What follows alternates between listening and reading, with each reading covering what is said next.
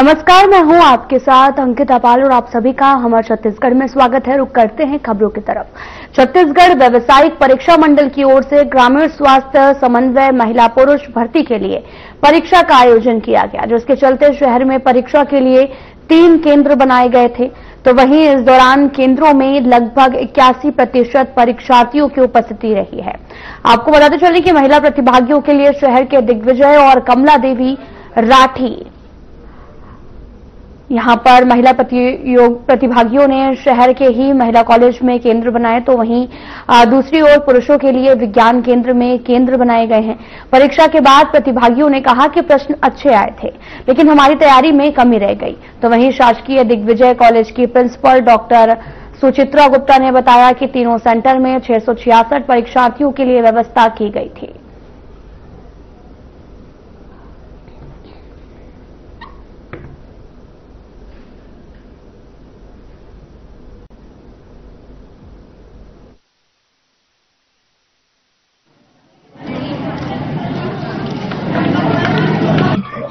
NM का exam था, MPW NM का।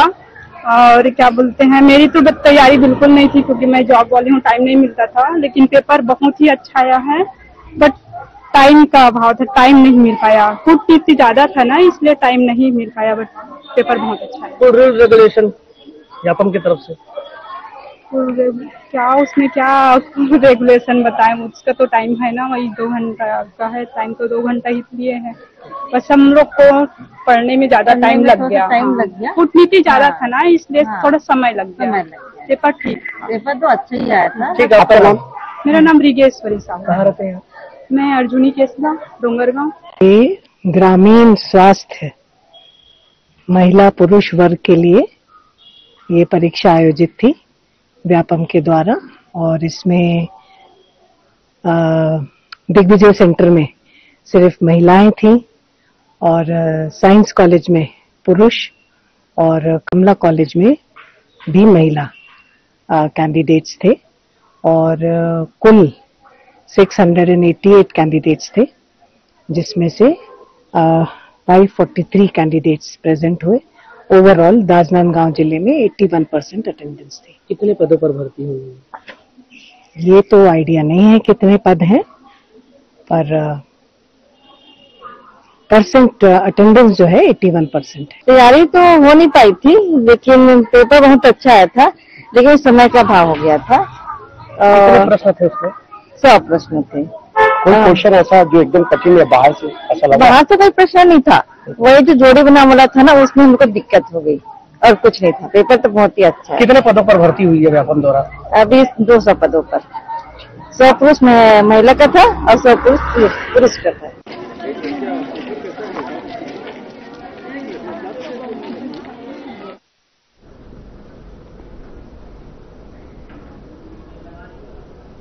प्रधानमंत्री आवास योजना ग्रामीण के तहत गरीबों को घर देने की योजना में लापरवाही का मामला सामने आया। बीजापुर जिले के भैरमगढ़ ब्लॉक के जांगला पंचायत में सचिव और उप सरपंच पर गंभीर आरोप लगे। बताया ये भी जा रहा कि लाभार्थियों से किस्त की राशि वसूलने के बावजूद अब तक आवास पूरे नहीं हुए हैं। देखिए इस रिपोर्ट में।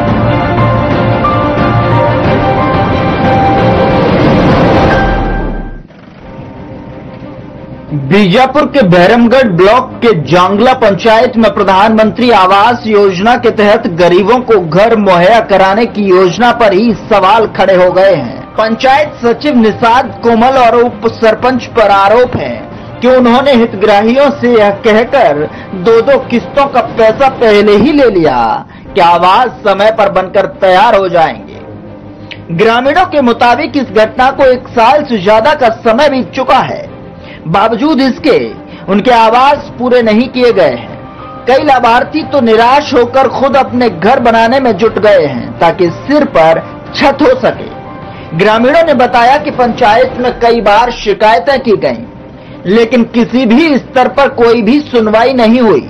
इससे ग्रामीणों में भारी आक्रोश है। बहरामगढ़ ब्लॉक के अंतर्गत आने वाला जांगला पंचायत में मैं इस वक्त मौजूद हूं, जो भारत सरकार की जो गरीबों के लिए एक नई योजना लेकर आई है, वो है प्रधानमंत्री आवास, जो गरीबों के लिए पक्का मकान देने का जो वादा किया है और वादा के मुताबिक ग्रामीणों को वो मकान भी दे रही है। उसमें आज यहाँ की हकीकत और सच्चाई आप तक पहुंचाने का प्रयास मैं करूंगा।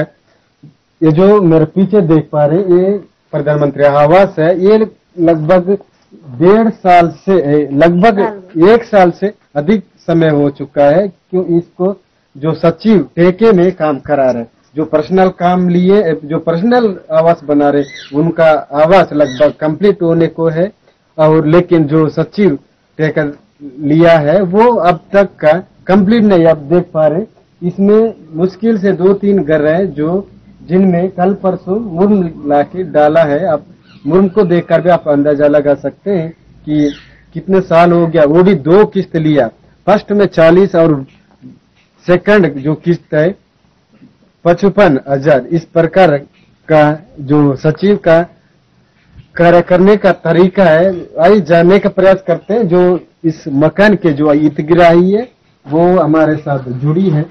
क्या हितग्राही क्या कहती, उसी की जुबानी से सच्चाई को जानने का प्रयास करते हैं। दीदी आपका क्या नाम है? बबीता कुंजा। जी बबीता कुंजा। ये जो आवास कब से बना रहे सचिव? हो रहा है 1 साल। कौन तय कर लिया?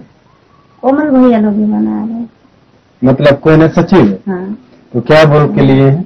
नहीं होगा तो हम लोग से बनवाओ, ऐसे कर बोले तो हम लोग से नहीं होगा तो बना दो करके उन्हीं को बोले हैं। तो फिर क्या पैसा वैसा कितना दिए?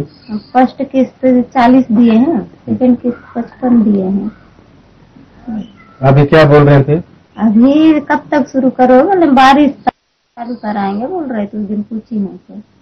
यहाँ पे जो पर्सनल आवास बना रहे हैं वो उनका लगभग कंप्लीट होना चाहिए। उनका कंप्लीट होने का है, अभी डलाई बस बचा है। तो फिर उनके लिए बारिश नहीं था?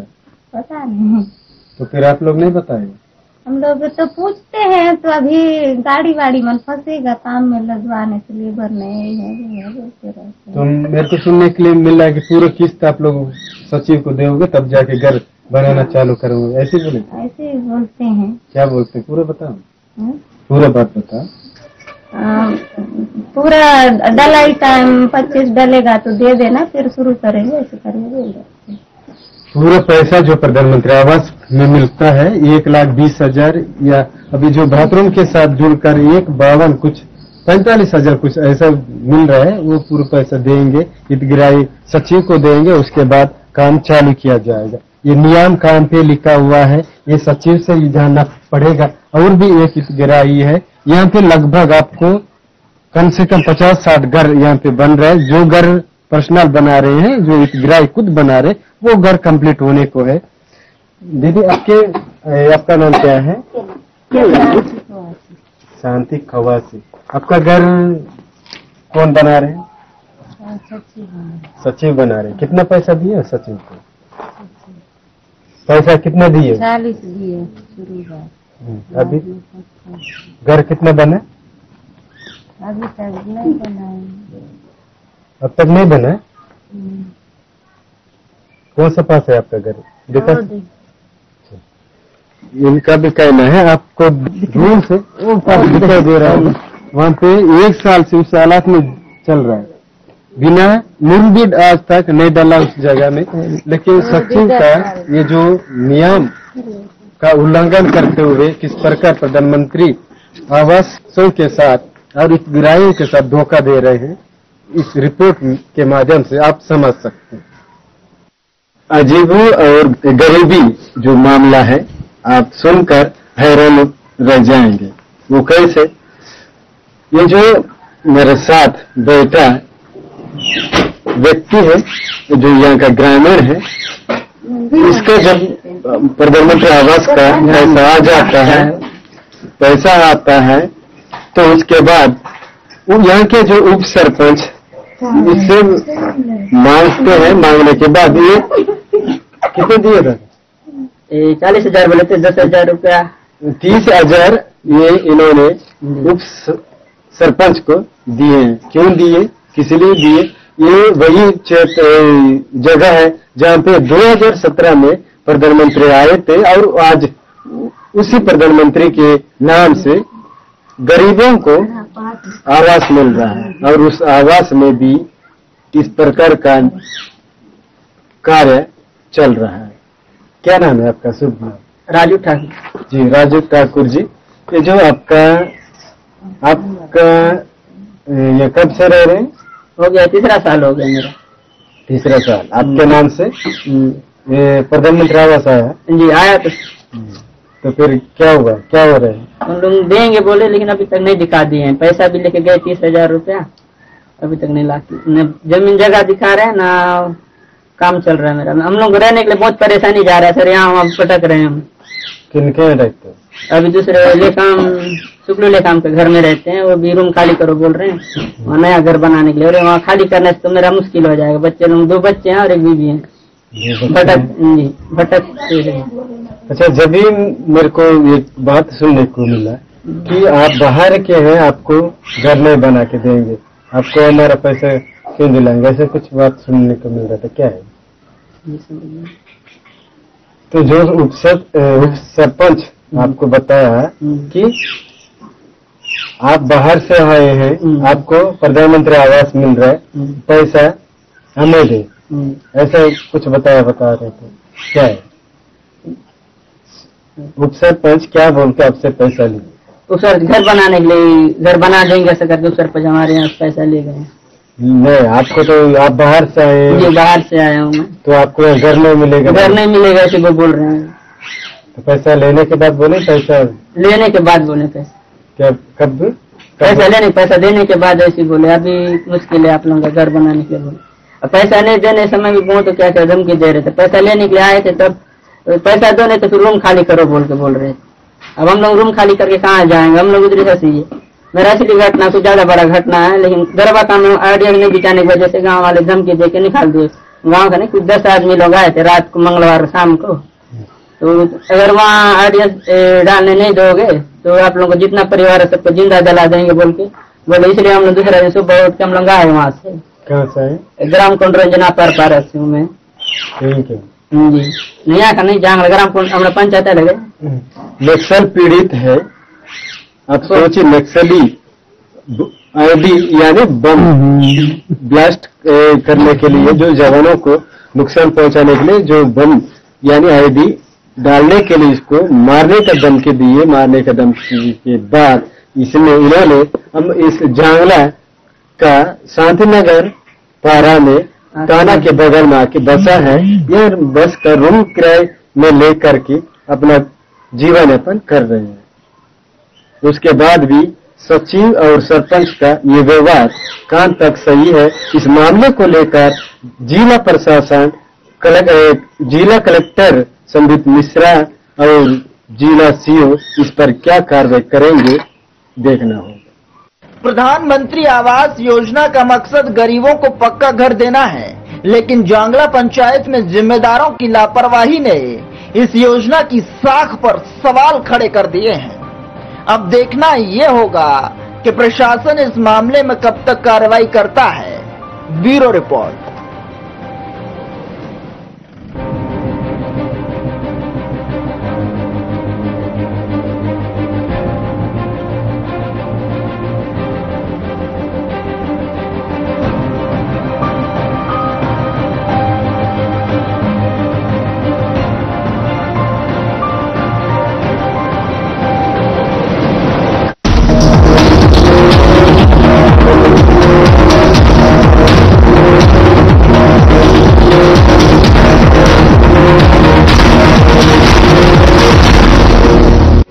2047 में कैसा होगा विकसित भारत का विकसित उत्तर प्रदेश?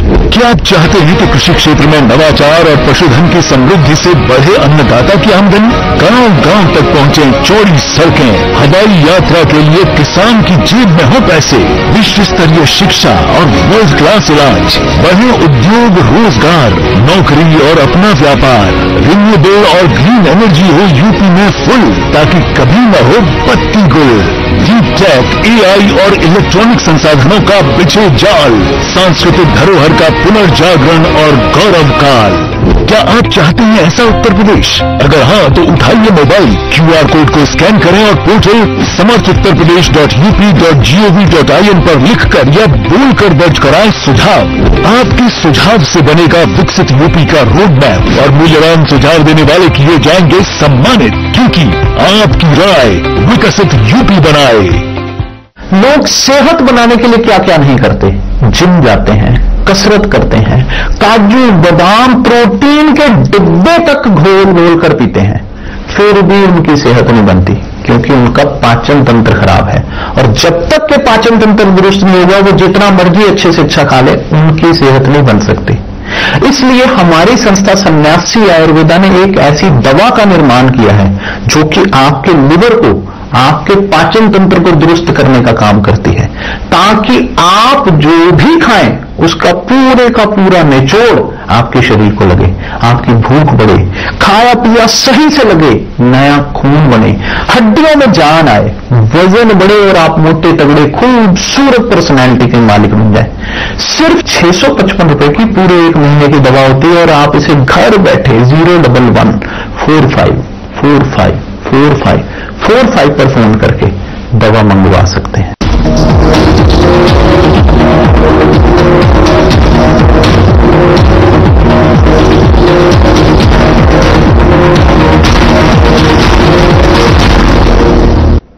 श्री गुरु तेग बहादुर की 350वीं जयंती के उपलक्ष्य में वेलफेयर सोसाइटी ने भव्य शहीदी दिवस का आयोजन किया, जिसमें मुख्य अतिथि के तौर पर विधानसभा अध्यक्ष डॉक्टर रमन सिंह ने शिरकत की।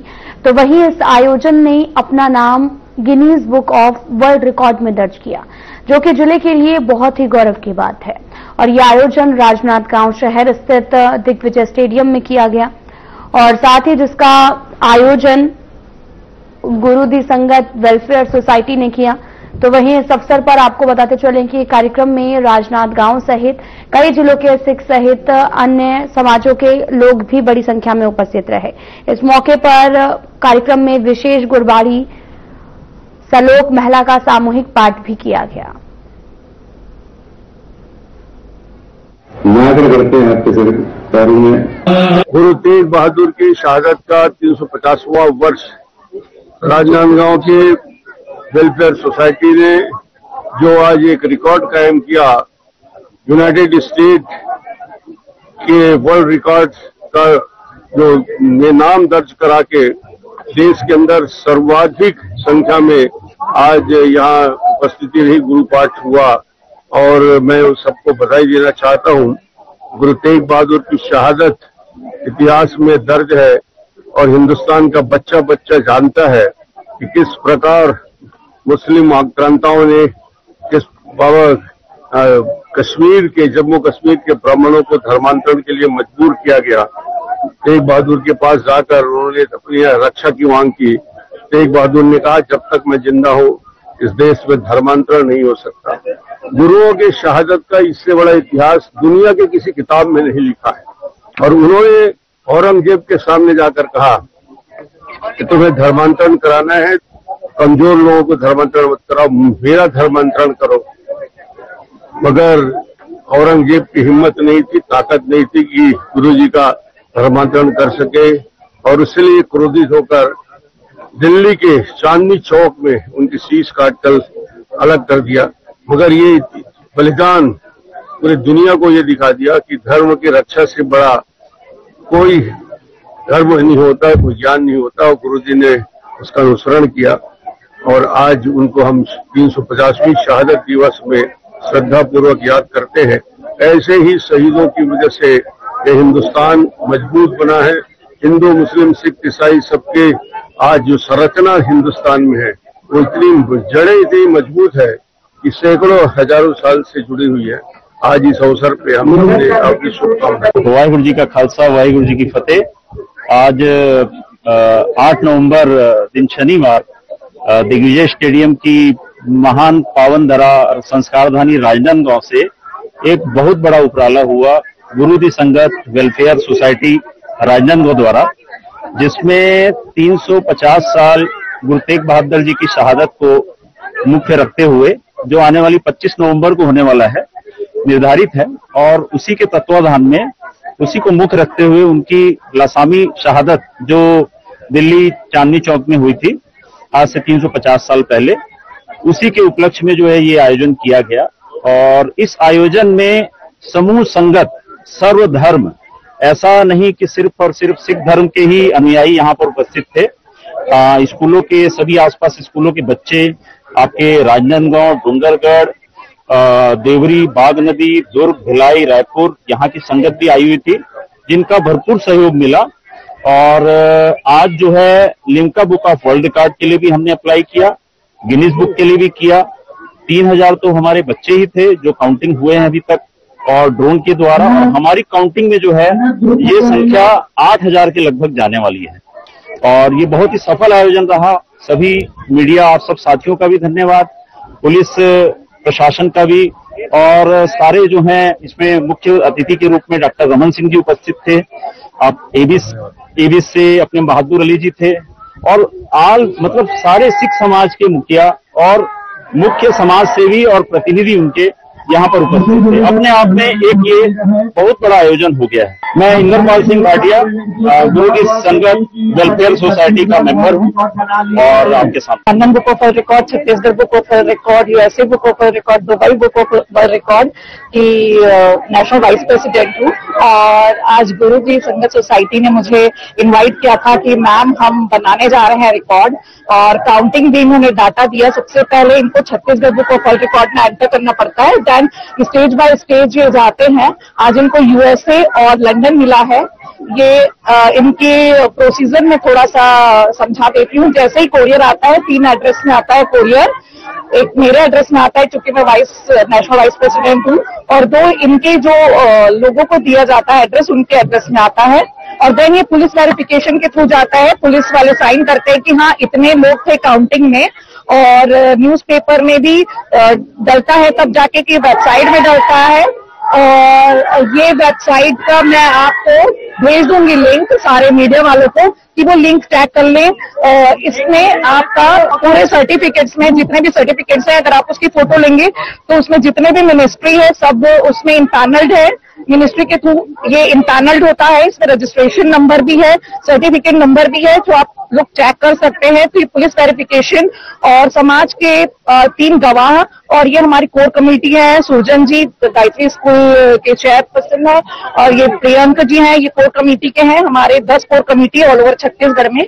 मैं उनकी नेशनल वाइस प्रेसिडेंट हूँ, बट कुछ ही कारणवश उन लोग नहीं आ पाए, और ये बहुत अच्छा आयोजन रहा। और मैं गौरव करती हूँ कि मैं राजनांदगांव से हूँ, और राजनांदगांव वालों ने इतना अच्छा आयोजन किया, और मुझे ये सौभाग्य दिया कि मैं आकर यहाँ राजनांदगांव की बेटी को इन्होंने बहुत ऊपर मान दिया। मैं सारे सिख समाज को धन्यवाद करती हूँ। उन्होंने क्या रखा हुआ है, वो सारा लिख के जाते। वैसे हमको अगर परमेश्वर को पाना है। दुर्ग के आनंद रिजॉर्ट में छत्तीसगढ़ चैंबर ऑफ कॉमर्स और इंडस्ट्रीज दुर्ग इकाई का भव्य शपथ ग्रहण समारोह आयोजित किया गया, जहां इस दौरान समारोह में प्रदेश भर से व्यापारी, उद्योगपति और जनप्रतिनिधि शामिल हुए। तो वहीं इस कार्यक्रम में मुख्य अतिथि के रूप में शामिल हुए विधानसभा अध्यक्ष डॉक्टर रमन सिंह और अध्यक्ष अनूप गटागत सहित सभी पदाधिकारियों को शपथ दिलाई गई। और ये भी कहा गया कि चैंबर ऑफ कॉमर्स सरकार और व्यापारियों के बीच में एक सेतु है। उन्होंने आगे ये भी कहा कि छत्तीसगढ़ की अर्थव्यवस्था तेजी से आगे बढ़ रही है, और आने वाले सालों में राज्य देश की शीर्ष अर्थव्यवस्थाओं में गिना जाएगा।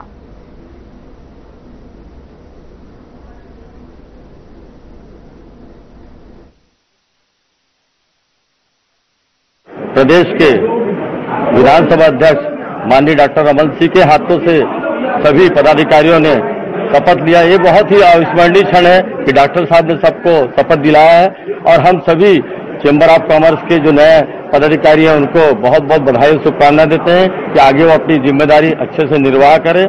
हम उनको बहुत बहुत बधाई और शुभकामनाएं देते हैं और सभी व्यापारी बंधु, सभी एसोसिएशन के पदाधिकारी यहाँ पर उपस्थित हुए। शपथ ग्रहण समारोह में सबसे बड़ा आकर्षण तो ये था कि हमारे दुर्ग जिले के पदाधिकारी बहुत भाग्यशाली हैं, जिनको डॉक्टर रमन सिंह जी जो हमारे विधानसभा अध्यक्ष है, उन्होंने उन्होंने शपथ दिलाई है।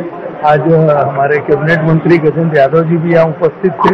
हमारे रायपुर के सभी पदाधिकारी आकर उन दो साक्षी बने शपथ ग्रहण समारोह का, तो उससे ये बहुत ही भव्य कार्यक्रम हो गया। हमें उम्मीद है, जिस उम्मीद से दुर्ग के पदाधिकारियों के हमारे केंद्रीय नेतृत्व ने जो विश्वास जताया, उस पर हम सब खड़े। हर चरण पर शासन भी चाहता है कि स्टार्टअप को आगे करे।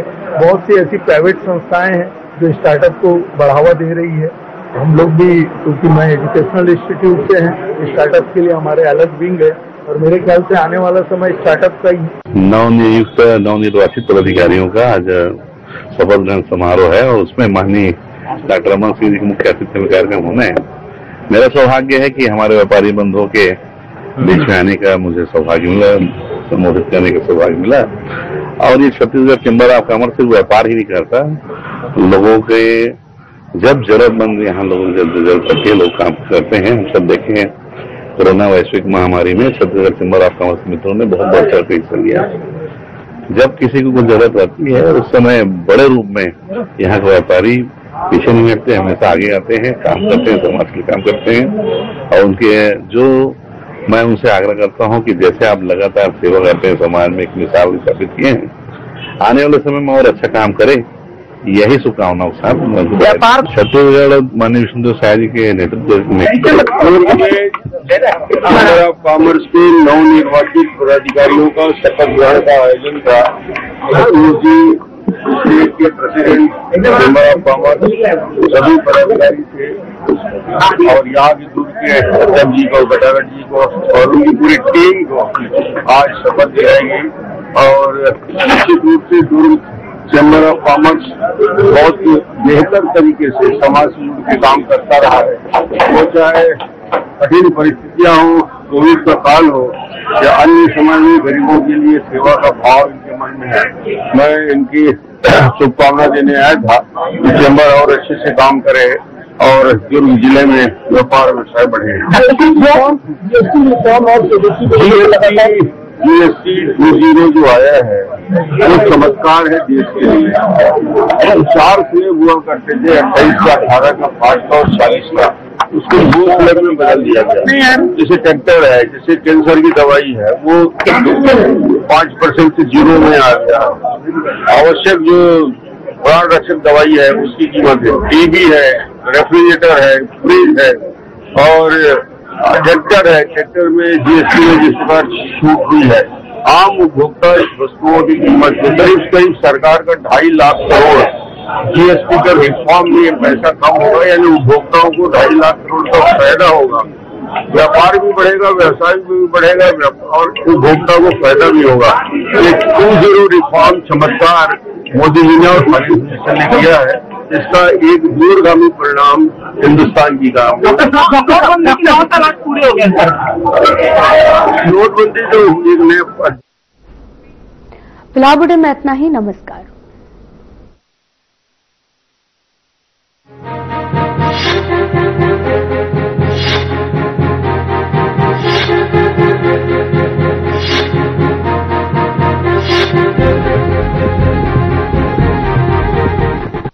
क्या आप जिम जाते